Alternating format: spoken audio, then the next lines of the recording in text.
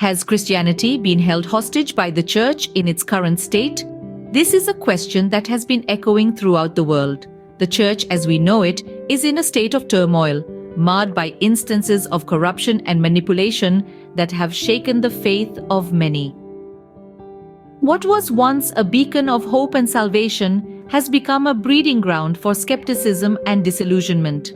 The manipulation of religious doctrines for personal and political gains has left a bitter taste in the mouths of many believers.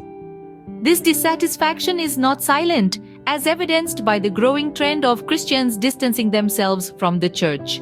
Yet they still cling tightly to their Christian beliefs, seeking solace in their faith, independent of the institution.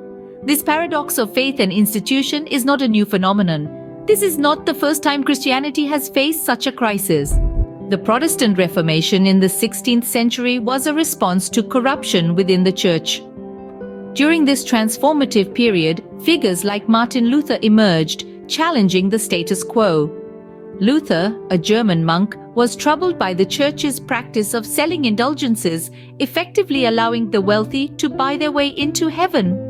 In response, he penned his 95 Theses, a revolutionary document that contested the Church's authority and kick-started the Protestant Reformation. This movement led to the establishment of Protestant churches, providing Christians with an alternative to the corrupt practices that had pervaded the Church. The Reformation was not merely a religious revolution, it was a socio-political shift that fundamentally altered the course of history. It was a pushback against the abuse of power, a stand for the integrity of faith, and a testament to the resilience of Christianity in the face of institutional corruption. This was a pivotal moment in history that saved Christianity from the Church. Today, we see a similar pattern of corruption and dissatisfaction within the Church.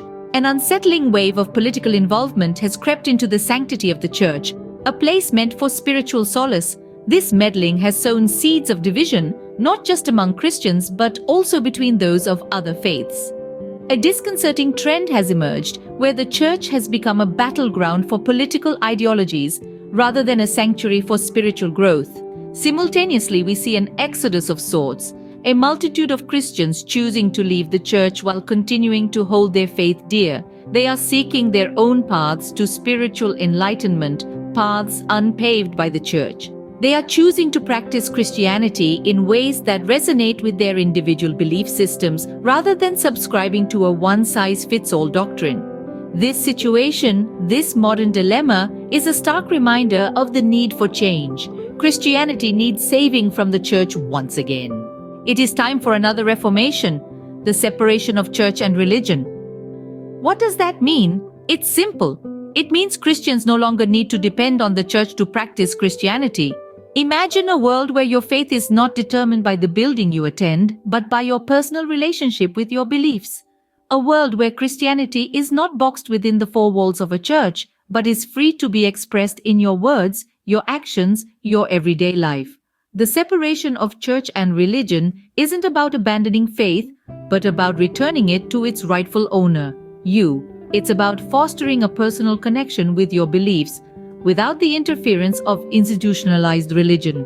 This could lead to an era of unprecedented peace and harmony among Christians and people of other religions, a world where faith is a bridge, not a barrier. Consider the separation of church and religion for the sake of Christianity and for the sake of humanity.